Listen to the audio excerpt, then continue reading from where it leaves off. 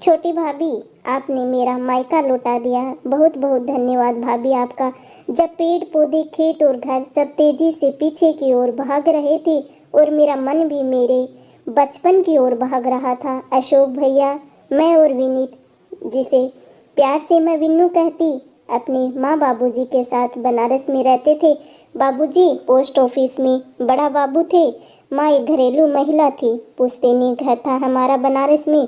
कमाई तो ज़्यादा नहीं थी बाबूजी की, लेकिन प्रेम बेहिसाब था। तीनों भाई बहन संग संग खेलते बड़े हो रहे थे। बहुत ही मेहनत से बाबूजी और माँ ने हम तीनों भाई और बहन को पढ़ाया लिखाया था। अशोक भैया की नौकरी बैंक में लग गई। अच्छी नौकरी थी, रिश्ते भी बड़े बड़े घरों से आने लग गए। सब देख सुन के ऋचा भाभी का परिवार पसंद आ गया सबको। भाभी भी देखने में सुंदर और पढ़ी लिखी थी। जल्दी शादी भी हो गई। मायका स्मार्ट था। भाभी का खूब दहेज मिला। साथ में भाभी का सामान भी एक से बढ़कर एक था। इतने सुंदर सुंदर गहने, कपड़े, मेकअप का सामान देख मेरी आंखें तो फटी की फटी ही रह गई। उम्र भी ऐसी ही थी कि स्वतः मन आकर्षित हो जाता। एक दिन भाभी को कमरे में ना पाकर उसकी लिपस्टिक लगाने लगी। तभी भाभी ने देख लिया और घर में हंगामा मचा दिया। खबरदार जो मेरे सामान को हाथ भी लगाया। कभी देखा भी है ऐसी ब्रांडेड मेकअप का सामान को? आंखें दिखाती भाभी मुझे बेबस पड़ी। माँ ने अपनी कसम दी, मुझे चुप करा दिया।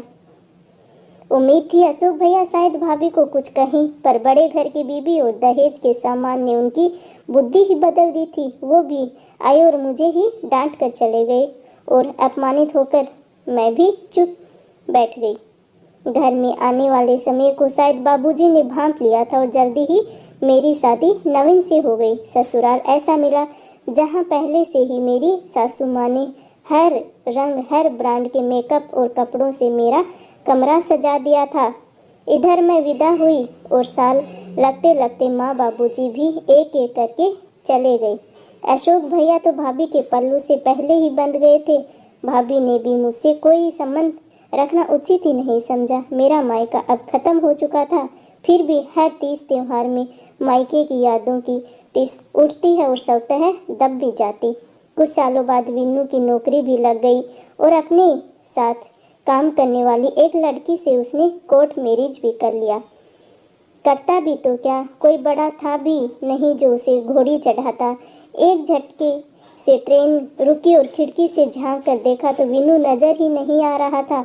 दिल घबरा उठा। दिल्ली जैसे शहर में विन्नू नहीं आया, लेकिन तो क्या करूँगी। मैं भी सोच ही रही थी कि आवाज़ आई, दीदी पलट के देखो तो विन्नू था। मेरा भाई कितना बड़ा हो गया रे तू, विन्नू कहे।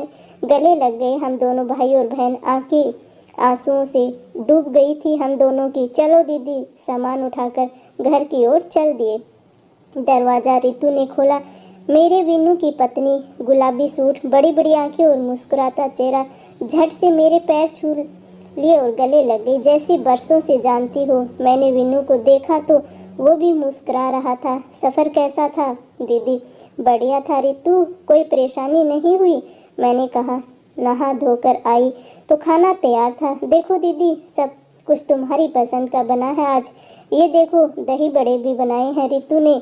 याद है माँ बनाया करती थी और आप चुपके चुपके कितना खा जाती थी। उत्साह से विन्नू बोलता जा रहा था। खाना बहुत स्वाद बना है रितु, मेरे कहते ही बच्चों सा चेहरा खिल उठा।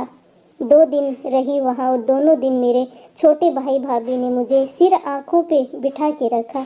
थोड़ा अजीब भी लगे, आदत ही नहीं थी मायके के ठाठ और मायके के लाड लगवाने की।